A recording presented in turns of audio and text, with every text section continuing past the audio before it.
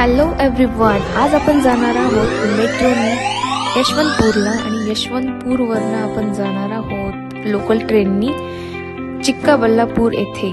तर तुम्हाला वाटत असेल चिक्काबल्लापूर येथे काय आहे, तर चिक्काबल्लापूर इथे आदियोगीचा शिवा स्टॅच्यू आहे आणि आम्ही आता यशवंतपूरला पोहोचलेले आहोत आणि इथली जी लोकल ट्रेन आहे ती आलेली आहे. ट्रेन अगदीच खाली होती, जास्त गर्दी नव्हती ट्रेनला आणि आम्ही जवळपास 1 ते 1.5 तासानंतर आम्ही चिक्काबल्लापूर येथे पोहोचलो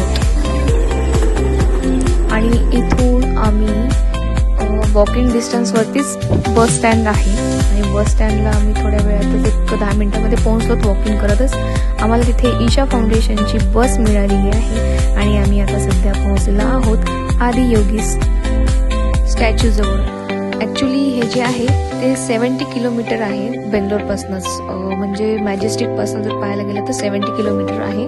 आणि इथे मेन म्हणजे हा जो आदियोगी शिवा स्टॅच्यू जो आहे तो 112 फूट आहे आणि ह्यामध्ये 112 चक्र, म्हणजे आपण म्हणतो ना शरीरामध्ये 112 चक्र असतात ते, आणि 112 पाथ्स टू अचीव मोक्ष. आणि हे जे स्टॅच्यू आहे constructed by Sadhguru Jaggi Vasudev and it is one of the part of the Isha foundation. इथली जी सिग्नेचर पोज होती ती आम्ही सोडली नाही आणि आम्ही सुद्धा ती पोज देऊन फोटोज काढले इथे. आणि इतकं सुंदर असं वातावरण होतं ना, अगदी निसर्गरम्य असं वातावरण होतं, मला शब्दात सुद्धा सांगता येणार नाही. इथे आम्हाला सेल्फी घ्यायची होती, त्यामुळे आम्ही आमचा सेल्फीमधनं फोटोज व्हिडिओज काढले आणि खूप मजा केली आम्ही इथे. श्रीनीला तर खूप आवडला इथला हा स्टॅच्यू. ॲक्च्युली तिने हा जो स्टॅच्यू आहे तो एक छोटा स्टॅच्यू असं विकायला येतात ना, तो ते पाहिलेलं होतं तिने आणि त्यानंतर हा स्टॅच्यू पाहायची तिची खूप इच्छा होती. आणि हे आहेत नंदी महाराज, ज्याची 21 फीट अशी हाईट आहे आणि खूप मोठा असा हा नंदी आहे. आणि मेन म्हणजे इथले जे की अट्रॅक्शन्स जे आहे ते एक तर म्हणजे आदियोगी शिवा स्टॅच्यू आहे, जे की खरंच खूप मोठा आणि खूप उंच आहे आणि जवळपास त्याचं 500 टन काहीतरी वेट आहे असं म्हणतात. आणि दुसरं म्हणजे इथे जे एक त्रिशूल आहे जो की 54 फूट असा हा त्रिशूल आहे. आणि इथे नागा मंडपम आहे, खूप सुंदर असं टेम्पल आहे. आणि दुसरं आहे ते योगेश्वर लिंग टेम्पल, जे की 5 चक्र काहीतरी ते दर्शवतं तिथे.